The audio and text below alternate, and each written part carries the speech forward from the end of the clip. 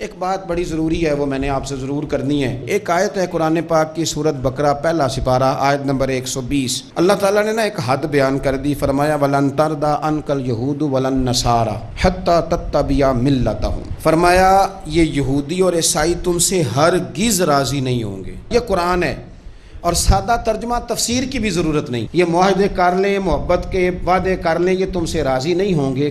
کب راضی ہوں گے؟ حتیٰ تتبع ملتہم، یہاں تک کہ تم ان کے دین کی پیروی کرنے لگ جاؤ۔ میرا جب پہلی دفعہ پاسپورٹ بنا تو میں نے سارا پڑھا، کتابیں پڑھنے کا شوق تھا شروع سے۔ اس کے ہر صفحے پہ لکھا ہے کہ سوائے اسرائیل کے، یعنی آپ پوری دنیا میں یہ سبز ہلالی پاسپورٹ لے کے جا سکتے ہیں، خبردار اسرائیل آپ یہ پاسپورٹ لے کے نہیں جا سکتے۔ یعنی اتنی نفرت کسی ملک سے کہ اس پر لکھ کے چھاپ دیا ہر صفحے پر کہ یہ پاسپورٹ سوائے اسرائیل کے ہر ملک کے لیے کارآمد ہے۔ میرا سوال ہے عرب کے ان لیڈروں سے جنہوں نے اسرائیل کے ساتھ معاہدہ کیا، مجھے بتاؤ تمہیں فلسطین کی بیٹیاں بھول گئی نا ساری کی ساری؟ تمہیں وہ ماں بھول گئی نا جو مسجد اقصیٰ کے دروازے پہ کھڑی ہو کے چیخیں مارتی تھی اور کہتی تھی کوئی علی کو خبر کرو کہ میری بچیاں قید میں ہیں؟ وہ بھول گئی؟ تمہیں وہ بہن بھول گئی نا جس پر شراب کی بوتل انڈیڑتے تھے اسرائیل کے فوجی؟ وہ آپ کو ابھی بھی ویڈیو مل جائے گی، وہ انڈیلتے تھے شراب کی بوتل اور اسے پکڑتے تھے، دست درازی کرتے تھے، اور وہ بیٹی کہتی تھی یا رحمت للعالم۔ بھول گیا تمہیں وہ سارا کچھ؟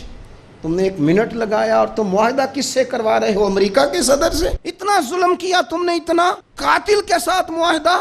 کیا سمجھتے ہو فلسطین والوں کا کوئی والی وارث نہیں؟ سنو، میرے رسول کریم صلی اللہ علیہ وسلم نے فرمایا میرا کوئی مالدار امتی دنیا سے چلا جائے، پیسے جائیدادیں چھوڑ کے جائے تو اس کی اولاد میں بانٹ دینا، لیکن اگر اس کے ذمہ قرضہ ہو تو میرے پاس آ جانا، میں اپنے امتی کا قرض ادا کروں گا۔ جس کا کوئی وارث نہیں ہوتا مدینے والا اس کا وارث ہوتا ہے، میں قرض دوں گا اپنے امتی کا۔ کیا سمجھتے ہو فلسطینی لاوارث ہے؟ صبح قیامت نبی پاک تم سے سوال کریں گے، تمہیں اللہ کے حضور حاضری دینی ہے۔